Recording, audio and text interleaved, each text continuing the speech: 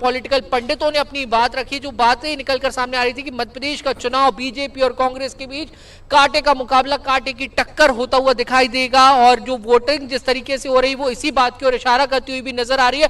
और दूसरी तरफ आप देखिए मध्य प्रदेश में आम आदमी पार्टी हो, निर्दलीय हो, बसपा हो, सपा हो, इन्होंने भी कई सीटों पर अपने कैंडिडेट उतारे हैं। और बड़ी खबर इस वक्त आपको बता रहे हैं, पाटन से बड़ी खबर। वीवीआईपी सीट, मुख्यमंत्री की सीट, सबसे ज्यादा पाटन में 66.87% वोटिंग दर्ज की गई है। छत्तीसगढ़ से बड़ी खबर, दुर्ग जिले से बड़ी खबर, पाटन सीट से बड़ी खबर और बेमेतरा में सबसे कम, सबसे ज्यादा पाटन में 66.87 और बेलतरा में सबसे कम। अभी तक का वोटर टर्नआउट जो है वो निकलकर सामने आ रहा है। और पाटन बहुत बड़ी सीट है, बहुत महत्वपूर्ण सीट है ऋतु। और हमारे साथ हमारे सहयोगी युगल भी हमारे साथ लगातार बने हुए।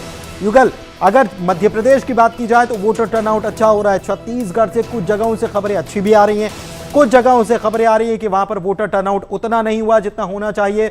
बिलासपुर पीछे चल रहा है, न्यायधानी शहरी वोटर बाहर नहीं निकल रहा क्या?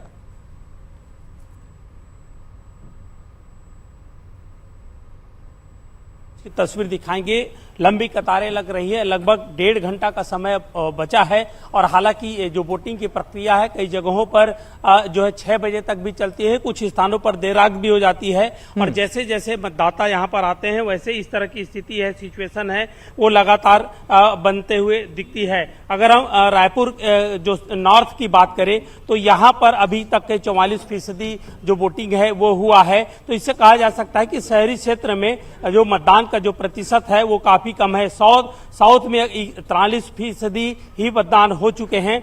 और इसके अलावा अगर हम बात करें आरंग में यहां पर हम बात करें तो 52% जो मतदान है वो हुआ है। तो अगर हम देखें कि शहरी क्षेत्रों में जो वोटों का प्रतिशत है वो पिछले साल की बनिस्बत काफी कम है। और हालांकि ये कयास लगाए जा रहे हैं कि अब वोटर है, क्योंकि शाम का वक्त है तो निकलेंगे और एक साथ वो आएंगे और मतदान करेंगे। सुरक्षा व्यवस्था की गई है, लेकिन ग्रामीण अंचलों में लगातार देखने को मिलता है कि जो मतदाता है वो काफी जो जागरूक रहते हैं और मतदान केंद्रों तक आते हैं। सुबह से ही वो मतदान पर लगे रहते हैं। कई पोलिंग बूथ हमने ऐसे भी देखे हैं जहां सुबह से जो लगातार भीड़ चल रही थी वो अभी भी है, काफी रस है, लोग यहां पर आ रहे हैं और मतदान है वो कर रहे हैं। सबसे खास बात यह है कि इस मतदान केंद्र में जो लोग बिल्कुल असहाय हैं लेकिन मजबूर नहीं है, व्हील चेयर में, एम्बुलेंस में आ रहे हैं, मतदान कर रहे हैं, वो अपने मत का वैल्यू समझ रहे हैं। और ये प्रेरणा भी देता है